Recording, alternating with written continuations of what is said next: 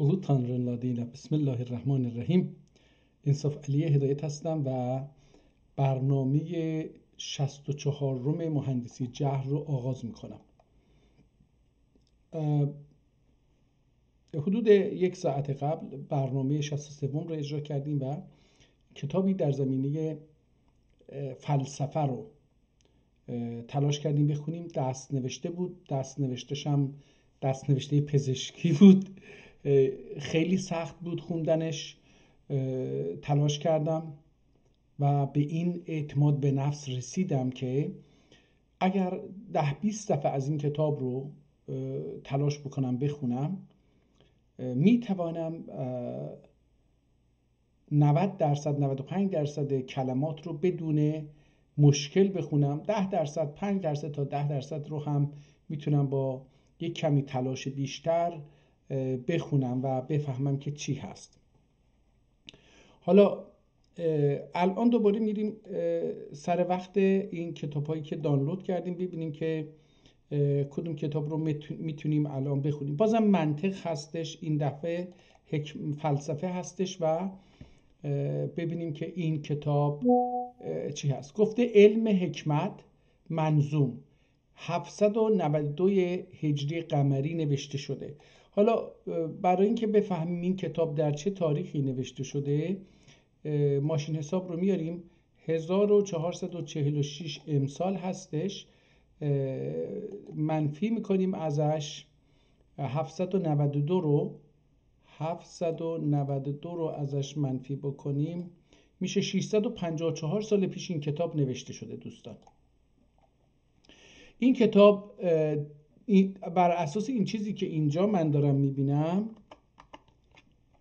احتمالاً 454 صفحه است. تعداد اوراقش 17 در هر صفحه 17 سطر داره. ابعادش 25 سانتی متر در 16 سانتی متر و 1 میلی متر هستش و همچنین اینجا نمیدونم این عدد چی هست، اینها رو دیگه نمیدونم، احتمال میدم که حالا یه نگاهی به کوتاه و سریع به خود وضعیت جلد وضعیت کتاب داشته باشیم، ببینیم که از در چه وضعیتی نگهداری شده. خب میبینیم که یه مقدار خیلی کهنه شده. اینجا با یک اسکدار والد عتیق جامع امیر خواجه، احتمالا خواجه کماندارکش این رو دوباره وقف کرده. احتمال میدم که همون خواجه کماندارکش مشهوری باشه که ما ازش کتاب‌های زیادی رو تا الان دیدیم که وقف کرده. و اینجا یه چیزهایی رو هم نوشتن که حالا به نظر میاد که حالا اینجا یه مقدار هم چیز هستش. این به نظر میاد عربیه این قسمت، ولی ممکنه که اینجا زیرا رو میبینم بوداخی یعنی ترکی عربی هستش. فلسفه خودش خیلی سخته دوستان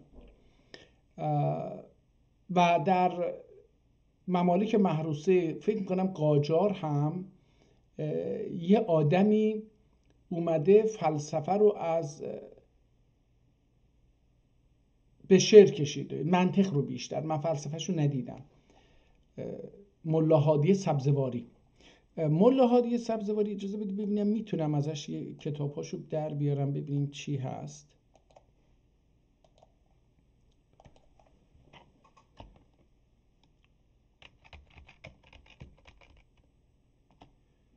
ملا هادی سبزواری، این مشخصه از اسمش.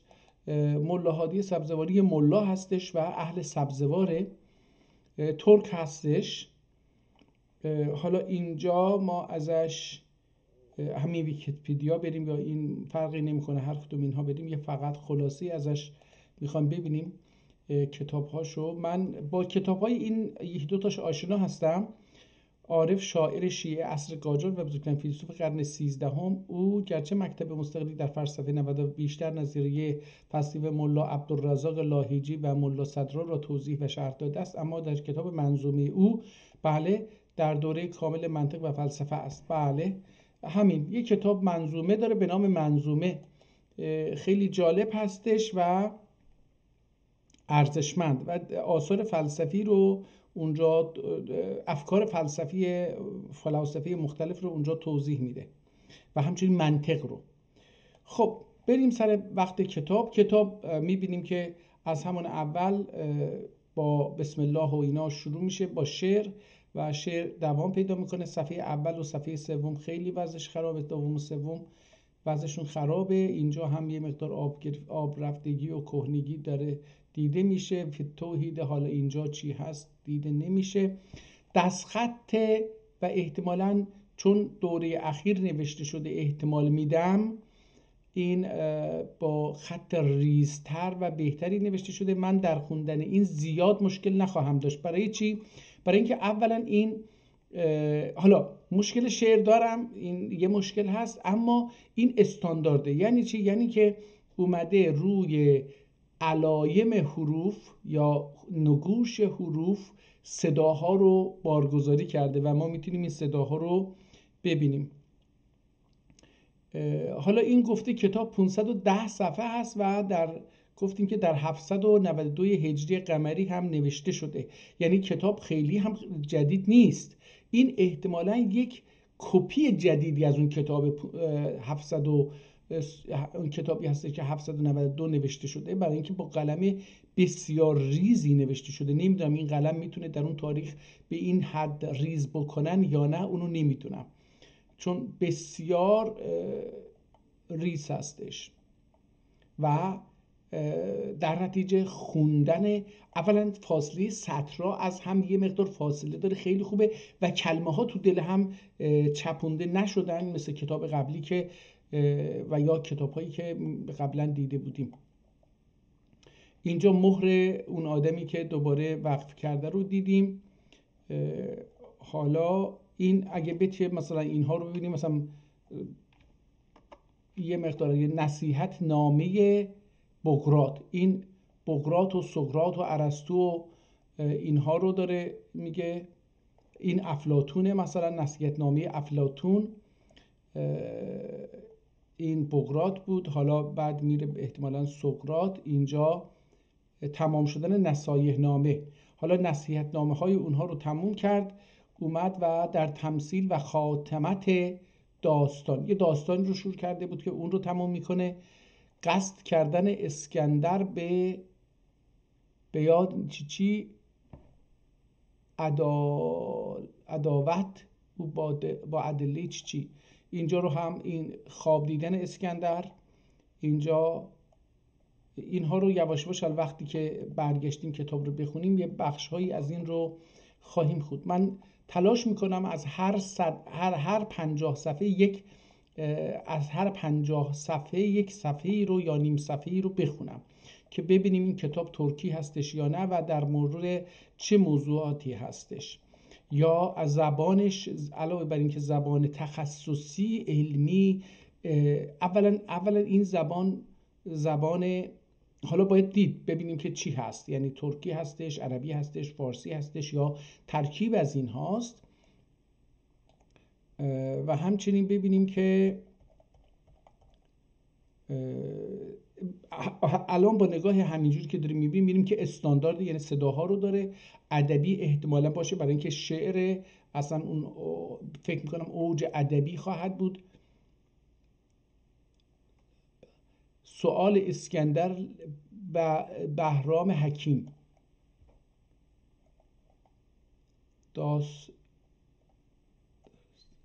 در استاد صانع عالم قدیم یا عالم قدیم باید باشه. فی توحید به طریق تمسک، در وقتی که اسکندر به طرف آل مشرق و دیدن عجایب ولایات. حالا این از اینجاها میبینیم که تا اینجا این قرمز ها رو که میخونیم دیگر سنگ و تسخیر جن، ذکر سن و تسخیر جن. حالا این سنن، احتمالاً سنن و تسخیر جن، مطلع داستان. حالا دوباره یه چند صفحه بریم بالاتر چون نمیخوایم زیاد وقت بذاریم برای این وضع ظاهری. یه مقدار خط تغییر کرد ولی باز قلم تقریبا همونه، یه مقدار قلم کلفتر شده. حالا بریم آخر کتاب ببینیم که آخر کتاب چه وضعیتی داره. و دقیق جمع پیر نیلر اجنب در الهی اشکن که میله عاشقler yansın ya Resulullah için eşkile şarabın. Eşkın kelli aşıklara, eşkın lile aşıklara yansın یا رسول الله. یا آدمیه، حالا اینجا اومده کتاب یه صفحاتی هستش که بیاد چیز بنویسه، اومده خوشخطی رو میخواد تمرین بکنه روی کتاب. الهی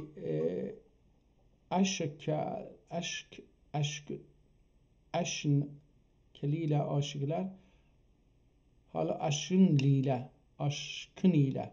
aşkın ile aşıklar ya Resulullah içip eşkın şarabın yansın ya Resulullah. اولستنی. خب حالا ببینیم چی هست. این کتاب نیست. برگردیم به کتاب دوستان. کتاب رو دیدیم، کتاب تا آخرش به این شکل. حالا برگردیم ببینیم که این کتاب ترکی هستش، عربی هستش یا به چه زبانی. Üsküdar'da Valide Atik Camii'nde Amir Xacə'nin vakf elediği kitaplardandır. حالا این همون امیر خواجه کماندارکش اسکداری، این کتاب جزو موقوفات ایشون هستش. بریم ببینیم که بسم الله الرحمن الرحیم چجوری این صفحه رو بخونیم. علم حکمت الله اعلم بالصواب، و اینجاش دیگه نمیشه خوند و بهی احتمالاً باشه. علم حکمت میگه آقا علم حکمت داریم صحبت میکنیم ولی واقعا نمیدونیم که حقیقت رو میگیم یا نه. الله اعلم بالصواب درستیشو خدا میدونه، ما نمیدونیم. ممکنه که اصلا این فلسفه هایی که بافتیم همش دروغ باشه. این یه بحثیه تو فلسفه. فصل بسم الله بسم الله الرحمن الرحیم قاسمون گامو نسنه بیزکی در ای حکیم. گامو نسنه بیزکی در ای حکیم. هر کیمون، اینجا خونده نمیشه، کتاب متاسفانه آسیب دیده. توفیق اوله، هر کیمون کی احتمالاً الله اشی توفیق اوله. هر نسنه söz kim، اینجا دوباره از بین رفته متاسفانه. تحقیق اوله، چون که توفیق oldu ben یا sen، حالا اینجا بازم معلوم نیست. همطریق در معنیه گلوک تود ای رفیق. در معنیه گلک تود ای رفیق. این توت رو باید اینجوری بخونیم، دوت. این دوت باید بخونیم، دوت. اندلیبم نغملر ساز ایلیم. اندلیبم نغملر ساز ایلیم. توتیم شکر söz آغاز ایدیم.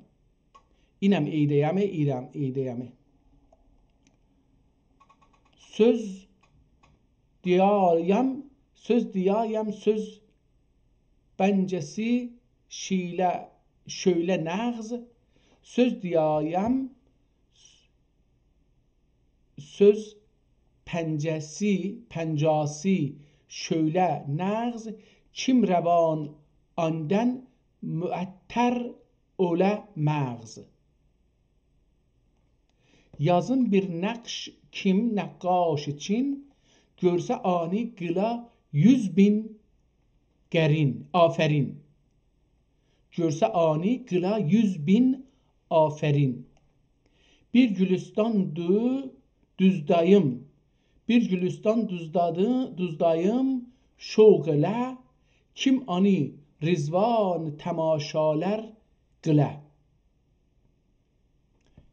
حالا نمیدونم اینجا باید بیام ترجمه بکنم که خب خیلی طول میکشه. کتاب ترکیه، من دارم کتاب ترکی رو میخونم. دوستان اگر لازم باشه یه توضیحاتی دارم بعداً به فارسی هم میدم. روح قدسم شöyle آوارم نفس اورارم. روح قدسم şöyle اوراییم نفس. اورایم یا نفس دارم میدم. کیم آنا ایسا اولا جاندن هوس. حرفی که از جان بیاد هوس عیسی شدن بکنه. یعنی میخواد بگه علاقمند به یاد گرفتن چیز داشته باشه.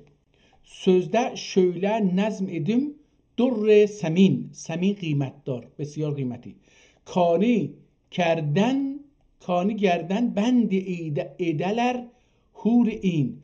که حالا میگه من یه نظمی از در این، در سمین، در بسیار گرانبها، سمین بسیار گرانبها، درم که همین دره دیگه،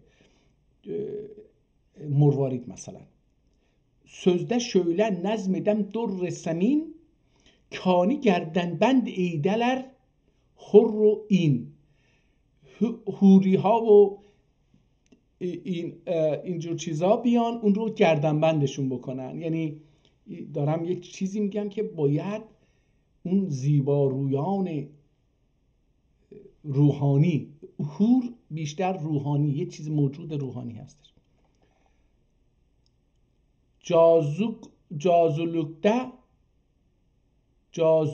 جازولگده هر نفس که افسون گلام. جازولگده فکر کنم جازولگده هر نفس که افسون گلام. سحری بن با بلودن افسون گلام. حالا با بلو یعنی چی هستش؟ با بلو. سحری بن با بلودن افسون گلام. چنگیمی bir perdede saz eyleyem. چنگیمی، چنگ یک نوع سازه ولی این منظورش اون روحشه، روانشه. چنگیمی bir perdede saz eyleyem، کوکش بکنم. ساز کردن، کوک کردنه. خود ساز هم که ما داریم که یه آلتیه در تمدن و مدنیت ترک ها در عرصه موسیقی و ادبیات. در اصل ما بگیم که ساز در زبان ترکی بیشتر ادبیات، برای اینکه برای رقص و چیز نیست، بیشتر برای اینه که داستان‌ها و حکایت‌های عرفانی و عاشقانه رو بیان بکنه. یه آلتیه برای بیان ادبیات یا برای تولید ادبیات، اینجوری بگم بهتره. چنگمی bir perdede saz eyleyem kim ana داوودی دمساز eyleyem. داوود هم که احتمالاً حضرت داوود نینوازی میکرد دیگه، حالا اشاره کرد به اونجا. sözde eden biri bir ید بیضا عیان. sözde eden bir ید بیضا عیان kim vere موسی اساسیندن نشان. حالا در سخن یک معجزه ایجاد بکنه. ید بیضا یعنی معجزه، مال حضرت موسی هستش. ید بیضا عیان بکنم کیم وره موسی اساسیندن نشان. چه از اون عصای موسی که میزد مثلا کوه شکاف برمی داشت رود میرفت کنار، از اون، یعنی یک چنین معجزه میخوام بکنم. آدم خیلی مدعی هستش. دردمندم یا نرم نتل اود که اود نول شöyle ناله ایلرسم که اود. دردمندی هستیم که دارم میسوزم مثل اود. که اود نوله شویله. نوله یعنی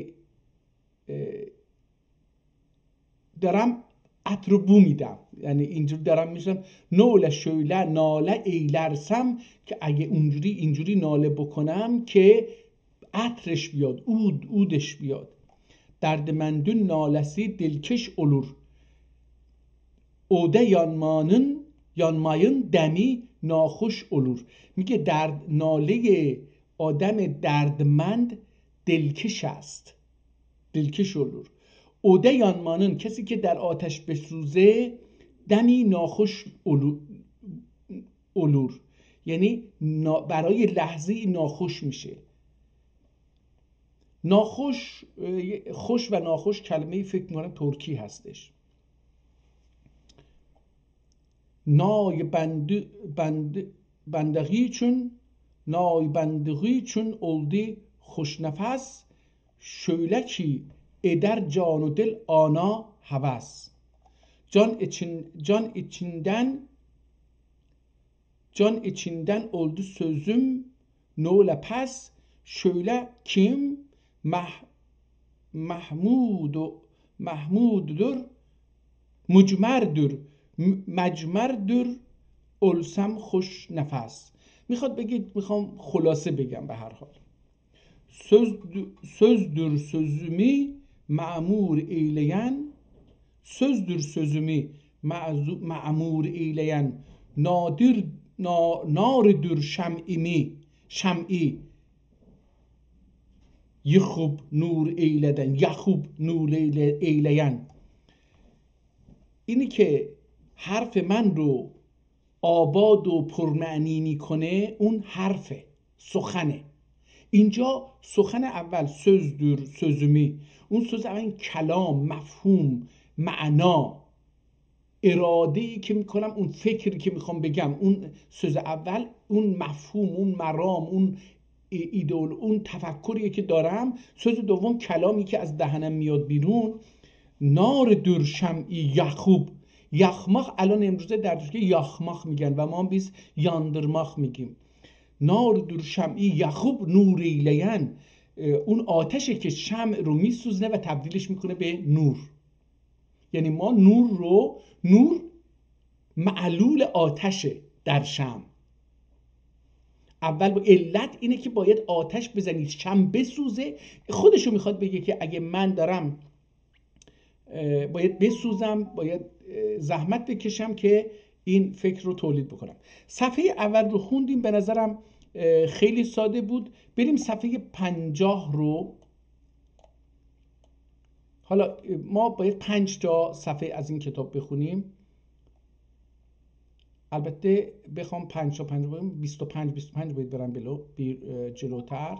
خب اینجا صفحه 50 از اینجا شروع میشه، 50 کتاب، ولی ما این 25 میشه 50 دیگه. خب 2 تا صفحه رو الان میبینیم میشه ما اینجا 25 رو گفتیم. بریم ببینیم که 25 چی میگه. دین که اولدی آدمی یا اول شرف شربله اولور شر ابون اول تلف. حالا چون قبلا شعر رو نخوندیم اینجا یه مقدار مشکل پیدا میکنم، برای اینکه ذهنم آماده نیستش که این در چه موردی چیز کرد که این کلمات رو ابوک، مثلا ابوک اول تلف، حالا این باید 1-2 سطر بخونیم. باده تندن جان قرارن باده تندن جان قرارن الدرر تا دیکن تا زیکن تا تعزیکن ömür bağın söndürür. باده تند جان قرارن öldürür. باده تند، حالا فکر میکنم، نمیدونم، احتمال میدم که منظورش یک نوع مشروبیه که خیلی تند باشه، یعنی بیشتر الکلش بیشتر باشه مثلا.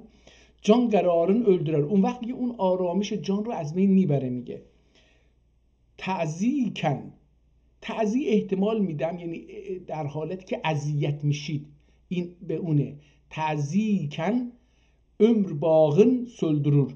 اذیت اگر باشه زندگی، باغ عمر افسرده میشه. سلدرور ما اگر ترجمه بکنیم پاییز باید بگیم، به پاییز میشه، به تبدیل میشه به پاییز، ولی سلدرور خودش افسردگی هستش. سلدوم یعنی افسرده شدن. کشیده نه صبر گر نه خوف قرار. کشیده نه صبر گر نه خوف قرار. نه خون آرام نه حلم و نه وگار. عالم دریادلی نادان قılır. عالم دریادلی نادان قılır. Müslüm sünniyi bir iman kılır.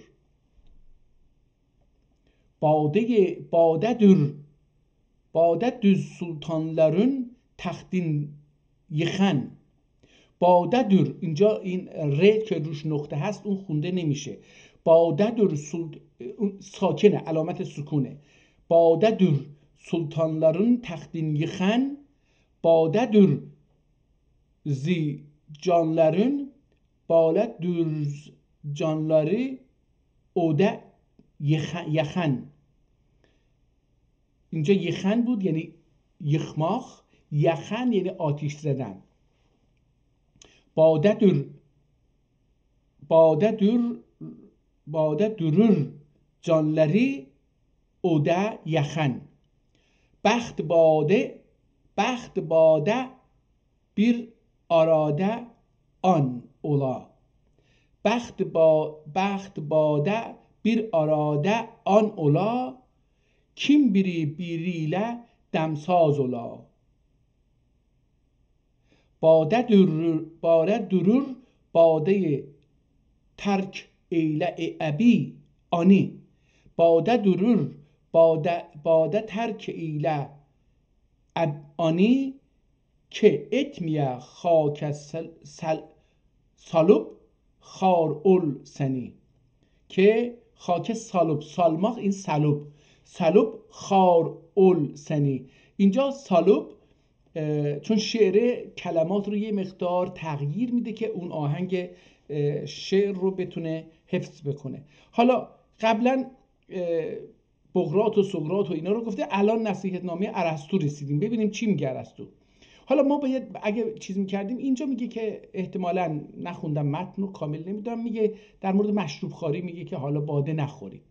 اینو کی میگه؟ اینو احتمالاً اگه کوچیکش بکنیم احتمالاً این رو افلاطون داره میگه که نصیحتنامه افلاطون یه نصیحتنامه‌ای داره که دیدیکم ای شاه نوبخت جوان دینیده جاوید الغن سلطان. جهد et تختی dilersen پایدار. جهد et تختی dilersen پایدار. kim üşükten razı ola işinden razı ola کردگار. حالا این داره نصیحتنامه افلاطون رو از زبان خودش داره به نام افلاطون میگه، یا افلاطون یه حرفی رو گفته اون داره اون رو توضیح میده. حالا بریم به، چون ما قرار شد اینجوری بریم، چون که افلاطون دوکتی نامین. چون که افلاطون دکتی نامن الدی علینه ارسطو خامین. حالا وقتی که میگه ارسطو نامه اش رو، اون مساحش نامین یعنی اون چیزی که به نام اون بود تموم شد. دوکتماخ یعنی تمام کردن. دوکتی، این ببینید الان بین دو و کتی فاصله گذاشته. آدم فکر می‌کنه دو کلمه است. منم برای همین تلاش کردم اینجوری بخونم و بعد دیدم که دوکتماخ از اون دوکتمک از اون ریشه هستش، دوتا کلمه نیست. چون که افلاطون دوکتی نامین aldı eline ارسطو خامین. dedi kim ey şehriyar نیکبخت kim sana layıktır zebu layık durur bu tac و تخت kim sana layık durur bu tac و تخت دیلا دسن بختون که اوله بلند دیلدماخ دیلادسن بختون که اولا بلند دولته غره اولوب ادلمه خودپسند علم خودپسند. خب اینجا د نیست او هستش. علم خودپسند کبری ترک ادوب کبری ترک ادوب تواضع پیشه قıl ناتوانlıktan مدام اندیشه قıl. اندیشه نگرانی. کبر نادر خوی ابلس کبر نادر خوی ابلیس لعین ترچگل آنی که اولاسن اهل دین. کبر اهل سور لب درگاهندن کبر اهلin sürülüp dergahından از درگاه sürmek اینجا sürülüp یعنی فراریشون بده. اهل کبر اهل sürülüp dergahından دور olur şeytan beni Allah'ından. şeytan از تو دور میشه. قل تواضع که اتوکیله آد مجد. حالا اینجا این کلمه کاملا نتو. قل تواضع که onunile ad mecd etti kendi ve musahhar alemi.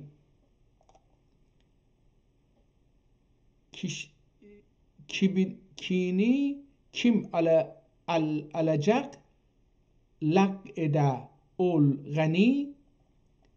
اینجا یک چیزی نوشته که باید خوند و یاد گرفت. این چیه؟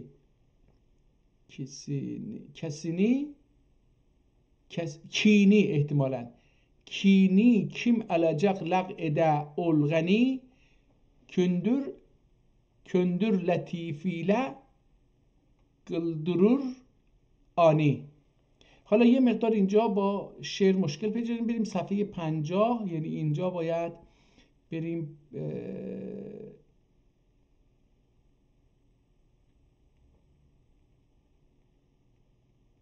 50.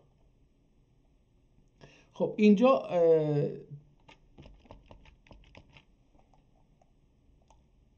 اوکی. Dedi sen göre bilirsin yar ki arz edersen ana durulup razuki. این کلمه رو نمیدونم چی هست. بینی görkem göremazım. بینی احتمالاً باشه. بینی görkem göremazım یارمی. احتمالاً بینی همین بینی باشه. بازم میگم این برای اینکه معنی کلمه رو بفهمیم باید قبلی ها رو هم بفهمیم. بهتره که از اینجا شروع بکنیم چون اینجا ناقصه دیگه. وقتی ناقص شروع میکنیم چیزش هم سخت میشه.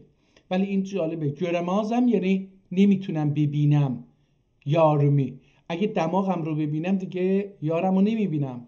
دیامازم نمیتونم بگم نه درور هم رازمی و نمیتونم بگم که همراز من چی میگه. حالا بذارید نامه نوشتن اسکندر و شعر گفتن بنالشاه یا بنشاه. حالا اینجاها رو میبینیم به فارسی نوشته، نامه نوشتن اسکندر و شعر گفتن بنشاه یا بنشاه. بس قلم با نوک نلشنده شاه. نون بس قلم با نون نلشنده یا نوشنده شاه. گلشاه bir بیت یازده طولواه. طول و آه، این دوتا اینجا به هم چسبونده، ولی طول و آه، طولانی و پر از آه و اینا. دیدیم که ایانغ کل گندسین.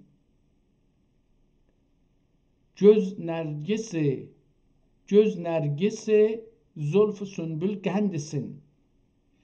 Eşkün odi canımet kar eyledi.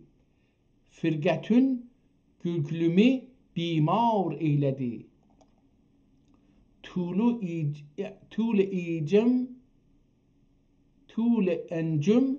encüm lale beydağ و درد. طول encüm lale بیلی داغ و درد.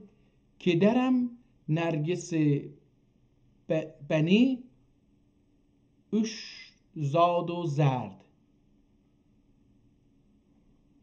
الوداع ای یار دلبر الوداع. الوداع ای ساچ عنبر الوداع.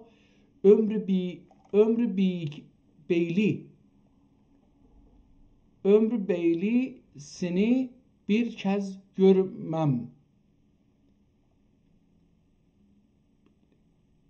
Ömr bili seni bir kez görmem. Gördüğüm dem hicr oduna girmem. Bilmerem görünliden ol can. خواب میدر gözüme یا خود خیال. خواب میدر gözüme یا خود خیال. من حالا اینجا مشکلی که دارم بین این حرکه حرف ساکن و نقطه نمیتونم فرق قائل بشم، بیشتر از اونجا اتفاق میفته این چیزها. گرچه ارمازم جمالونا سنون. ارماز ارمک و ارماخ یعنی رسیدن. گرچه ارمازم جمالونا سنون. رازی اولمیسم خیالونا سنون. رازی اولمیشم، اینجا هم اولمیشم باید بخونیم، اینجا شه باید بخونیم.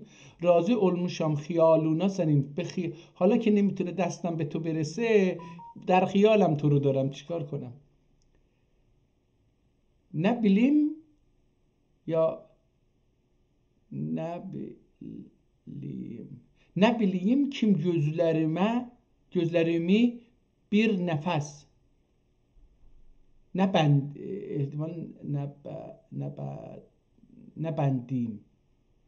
نبندیم kim gözlerimi bir nefes. Uyku gelmez ki ödüle حاصل bir nefes احتمالا یا bir چی هستش، این کامل دیده نمیشه. زلفünü anıp perişan olmuşam. Varmazam yola heyran olmuşam. ساله، حالا اینجا متوجه میشم که این کی نیستش، زلفلی هستش. حالا اینجا هم لمه، اینجا این صدای ا همون صدا زلفلی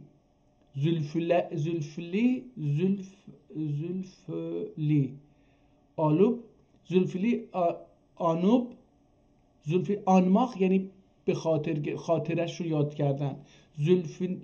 احتمالا اینم نی باشه. زلفینی آنو پریشان olmuşam varmazım yola heyran olmuşam ساله شو تومی نجاسی söyleyem. این حالا این نجاسی چی هست نمیدونم. ساله شو ترمی نجاسی söyleyem بی نهایت در nece şerh eyleyem. Yağmurun qətrəlerindən, yağmur ömrüzə həm rayicə, yağmurun qətrəlerindən çox durur.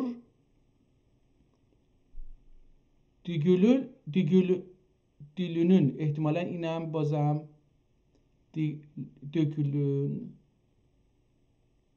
dökülün eczasından. من اینو میخواستم گل بخونم ولی این نیست. Dökülün eczasından ol artıq durar. حالا بریم صفحه 75.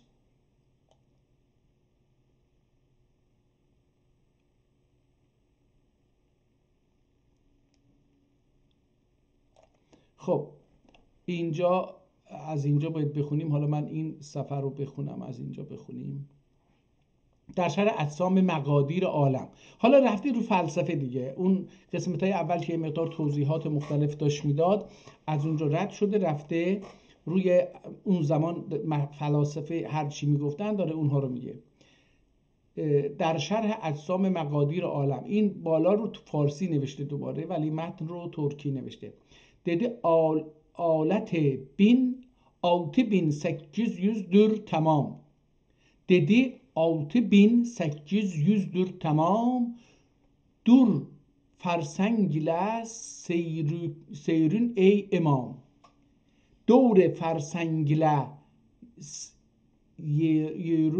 yerün ey imam.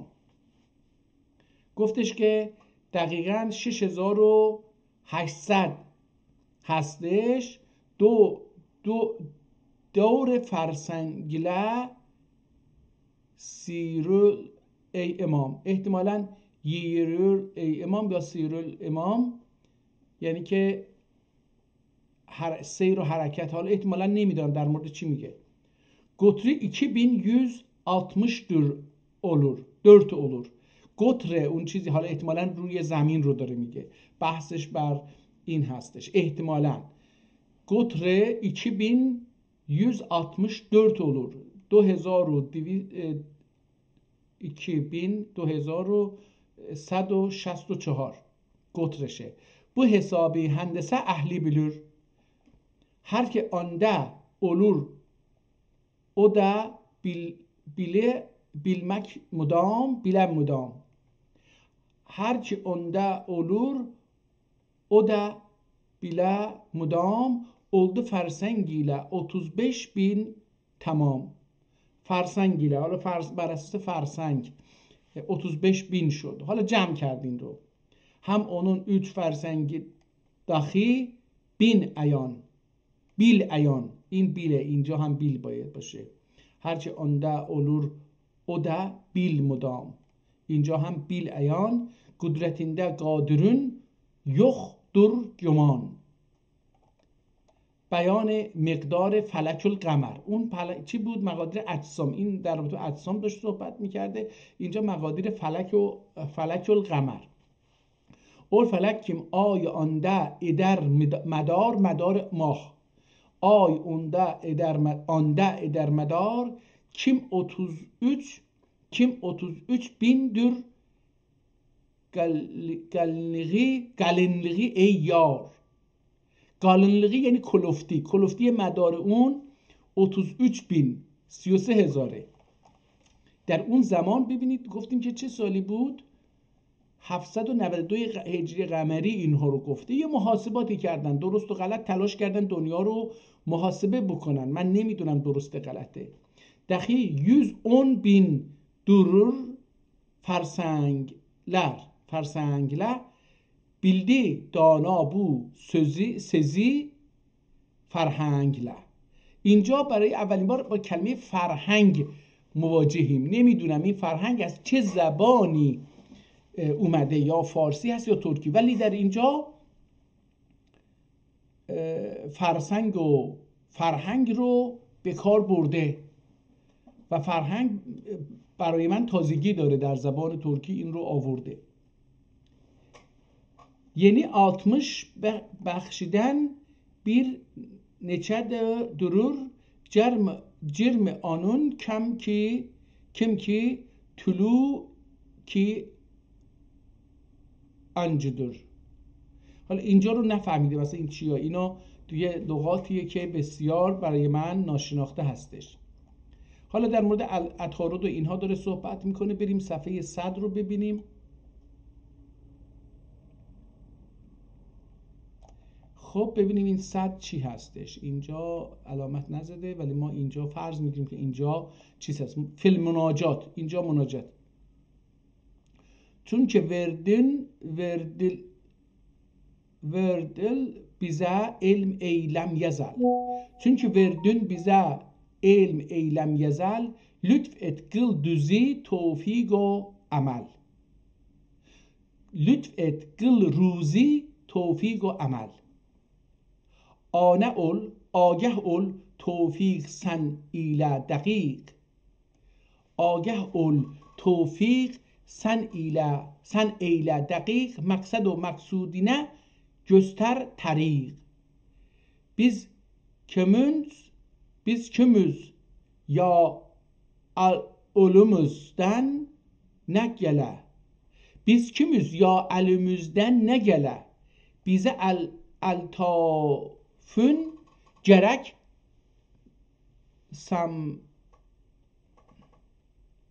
müsmirah hamrah ola. Bize altafın gerek hamrah ola. Gamulare çünkü senin هاربس، اینجا رو نمیتونم بخونم، مثلا هاربس. حالا باید شعر رو بخونیم ببینیم چی. سانا ادروز ارز حال و موزی پس. اینجا 4 گامولاره نمیدونم یعنی چی. گامولاره çünkü sensin. Çünkü sensin çarbas. Gamulare çünkü sensin çarbas. Sana ederiz arz halimizi pes. Gusse odendi yetüp biçare yüz. Gusse احتمالا مثلا اوندندی، حالا این شعر هسته شده اودندی، شاید ödenmak یعنی قصه داریم پرداخت میکنیم، هزینه میکنیم. قصه ödendi yenüp biçare yüz. Bir yüzünde yıl gibi avare yüz. Lütfünün bağlı koysun bize ah.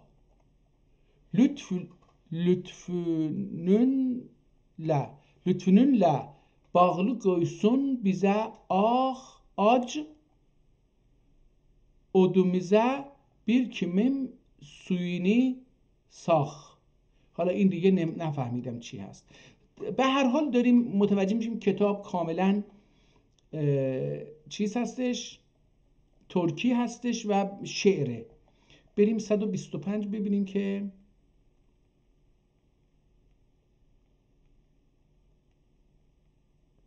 125 اگر اولش رو پیدا بکنیم. میخوام از یه جایی شروع بکنیم که بذارید از اینجا شروع بکنیم. سبب اجتماع شیاطین به جنگ اسکندر.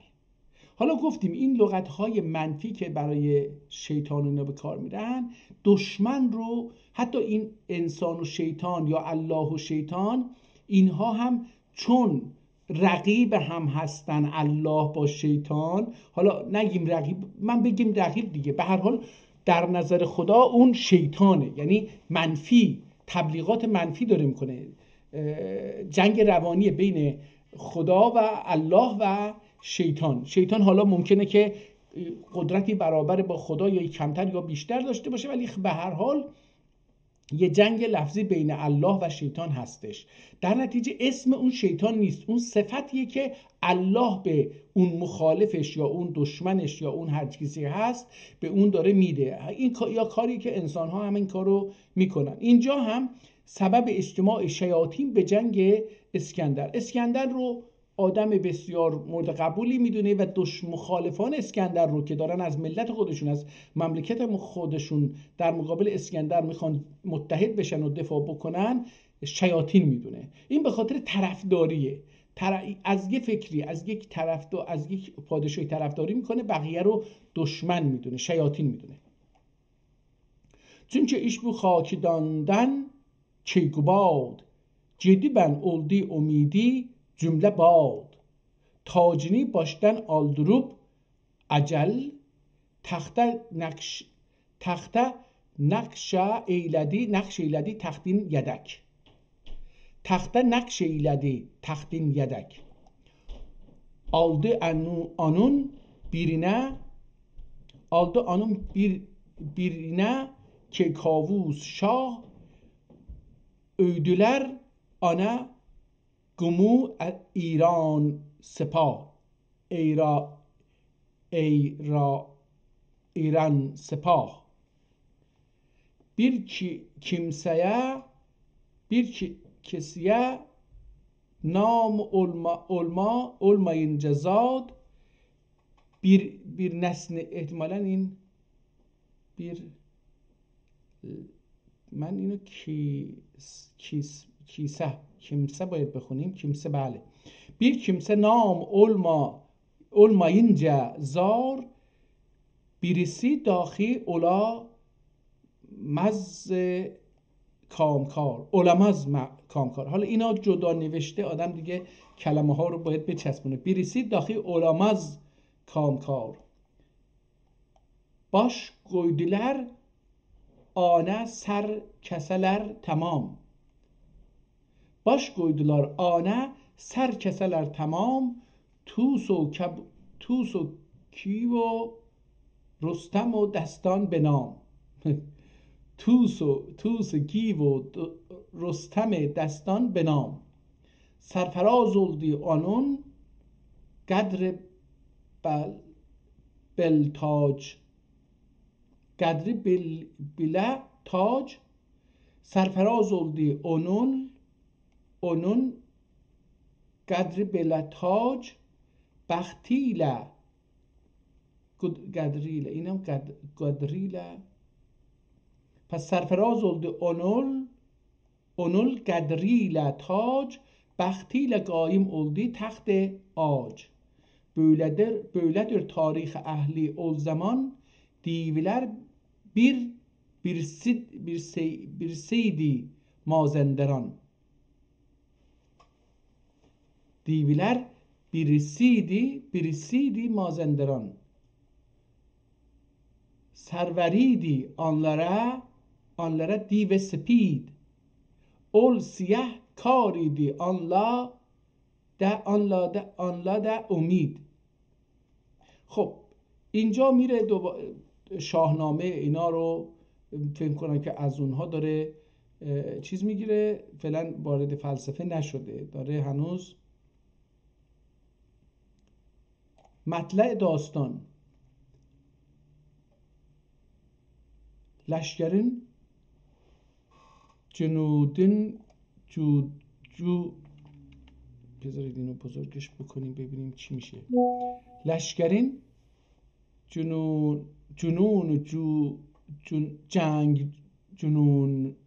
جنگ olacaktı. جنگجو همان. لشکرین جنوجو زلگرنین شاه şöyle kim şerh eyledim kıldı tebah. Kabe و مسجد کلیسا و کنست یازلو آنده دخی جمله خوب و زشت. یازلو آنده گاموسینه gelmedin kimse adın sıfatın bilmedin. Gelmedin her taife şeklin ki var, nakş etmişlerdi ande aşikar. Yazılı ande Sikender sureti nur ile cenk eder ki bunun heyeti.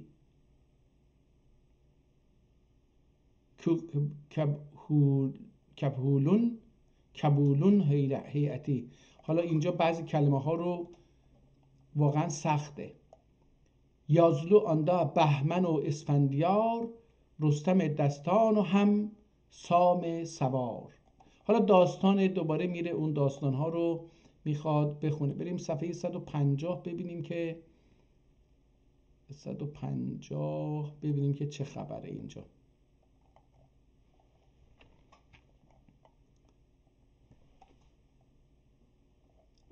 بذارید بریم جلوتر ببینیم چه مدتی داریم میخونیم.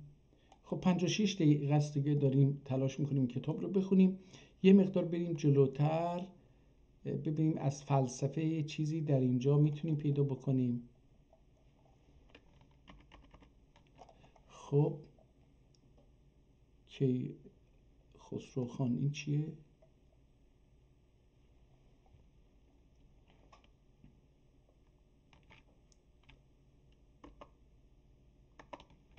پادشاهی خان. اینجا چی خان؟ کیتخان؟ نمیدونم این کیخاد خان. بذار ببینیم اینجا در شعر اسم این شاه میاد. چون هلاکودان yüzün döndərdi bəxt. هلاکو فرزند چنگیز یا نوه چنگیز. چون هلاکودن yüzün در چین مستقر بود. چون هلاکودن yüzün göndərdi bəxt. کیختو خانه ارشدی تاج و تخت. کیختو خانه. کیختو اسم آدمه، احتمالا فرزندشه نوهشه نمیدونم. کیختو خانه ارشدی تاج و تخت. هر یانه لشگر سالبن بیشمار. قلعه آلده اینو شهر و ایل و شهر و دمار. باب الابواب آلدی ایلیه تمام. تنگه جلدی آنون الیندن روم و شام. اومد همه جا رو اشغال کرد دیگه. هلاکو خان پادشاهی آباگا خان. حالا داره تاریخ رو داره نشون میده. نمیدونم حالا حکمت در داخل داستان هستش و چی. اینا رو اون ایکی بین ölü ben ol padişah. 12.000 ölü ben ol padişah. Kendi birinse abaga oldu khan. Abaga ismi şud khan. Küfrü tün etti. Küfrü terk etti. Müslüman oldu ol. دینه گریب اهل ایمان اولد اول. این پادشاه آباگا خان مسلمان شد و اهل ایمان. اهل انصافیده و نیکو سیر.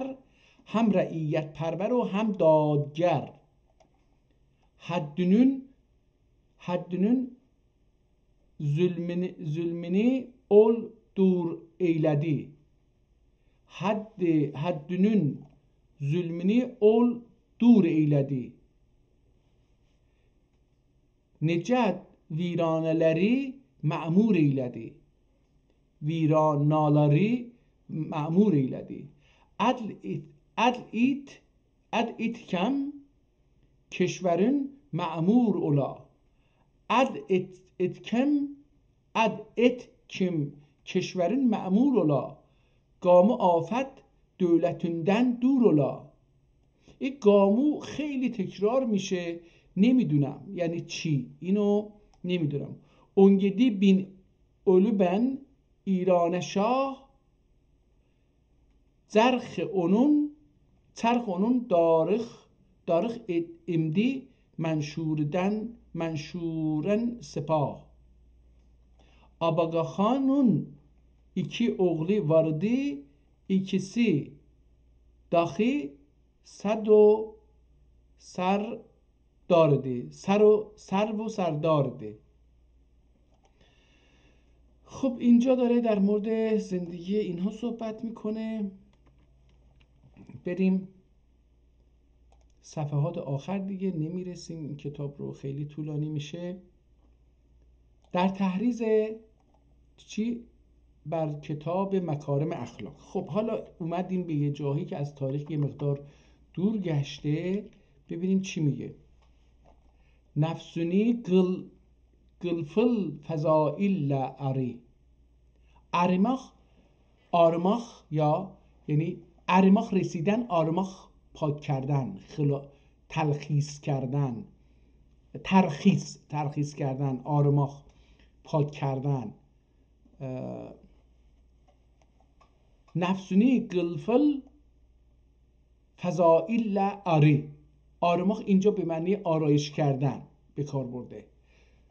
تا که اولا اول ردایلدن، رضایل، اینم رضایله، ردایلدن بری. حالا یواش یواش داریم با این چیز کتاب آشنا میشیم.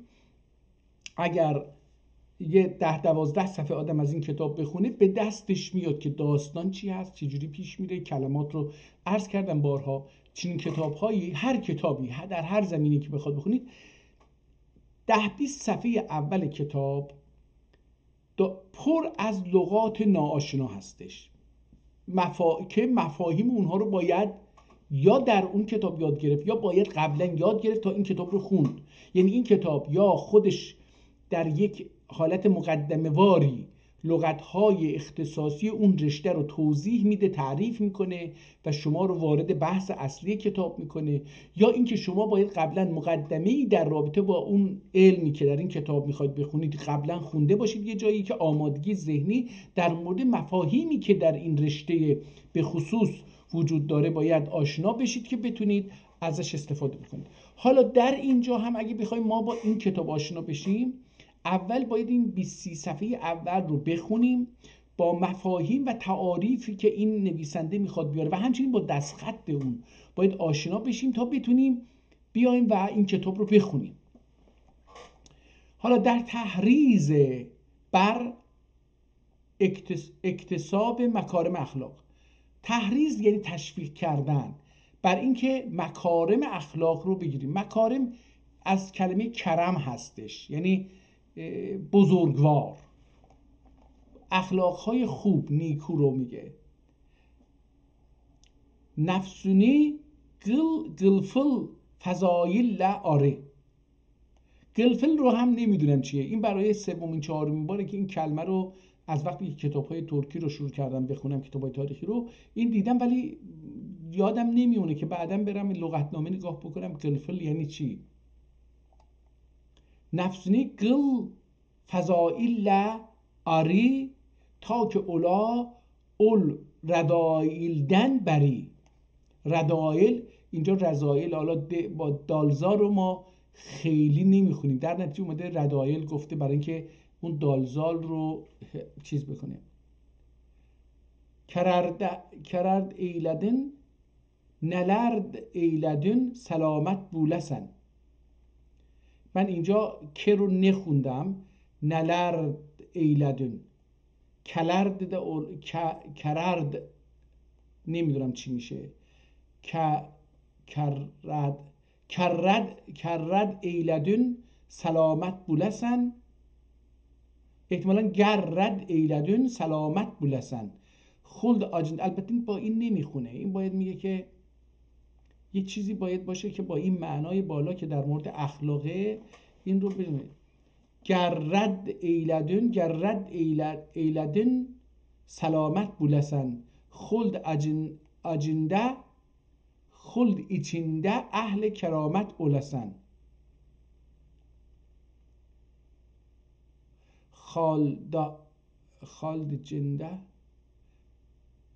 Hald içinde ihtimalen. Nefsün cun gede, nefsiden cun gede, çün gede osafı bes'ar. Kim bile haber ol adlub dur sana şer. Kim bile haber ya khir adlub dur sana şer. Ruh اوصافی edip nefse zuhur. Ruh اوصافی edip nefse zuhur. ol kenin bin aciden ga ola nur. حالا اینا دیگه یه مقدار سخته. بریم صفحه آخر. راستشو بخواید یه مقدار هم من خسته شدم، یه مقدار سرم درد گرفت. این صفحه آخر رو بخونیم و تموم بکنیم. اینجا صفحه آخره. ببینیم که در مورد نویسنده و اینجور چیزا یه توضیحی میده. اینجا گفته اسکندرنامه 792 هجری، مؤلفه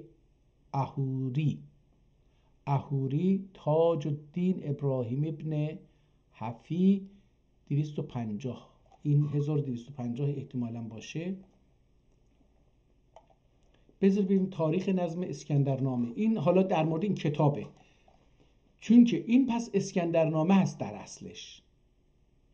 چون که انبربار دوب خامه جه نقش گلدم بن سکندرنامه ای خامه ای بودا. اینن چون که انبربار دوب خامه ای نقش گلدم بن سکندرنامه ای. پس اسم کتاب اسکندرنامه هستش.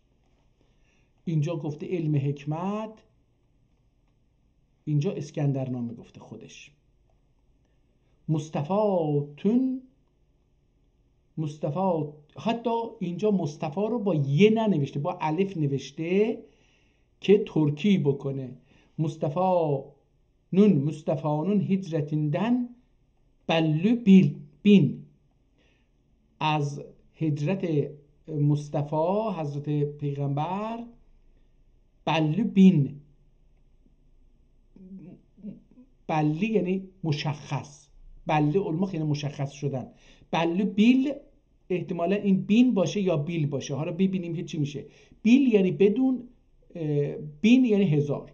بین kim 700 togan ikincidir yıl. حالا این توغان ikinci yüz این دیگه چیز میکنه. kim 700 togan ikincidir yıl. حالا اینجا 700 و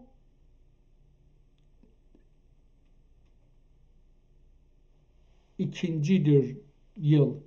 احتمالا 702 هزار و احتمالا این بیله. اینم kim 700 togan ikincidir yıl. احتمالا سال 702 هستش. من اینجوری دارم میخونم. kim 700 togan ikinciye yıl. من اینو ikinci yıl یعنی دوم میشه. اینم 702. اینجا 792 نوشتن. توکوز این توکان، اگر مگر اینکه این توکان رو اینها توکوز بخونن، ولی من اینو اینجوری نمیخونم. احتمال میدم این توکان توکوز هم باشه، میشه چیز 700 و توکوز نیست آخه. این توکان ikinci yıl 702 من میخونم. حالا این توغان چی هست اینو نمیدونم. احتمالاً دوغان آی، دوغان ایل، نمیدونم. اولیدی ربع اولیدی ربیع الاخرون اولیدی ربیع الاخرین ماه ربیع الاخرین روزهای اولش بود که اولدو نظمی ختم ایش بود دفترون که این نظم تموم شد.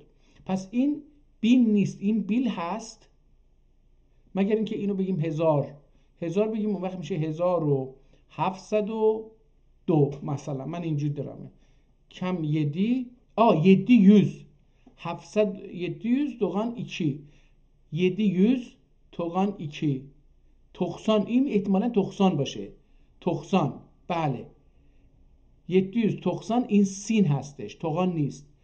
Kim 792'dir yıl 2 yıl سال 792. خب این از این. اگر این باشه میشه 1792 که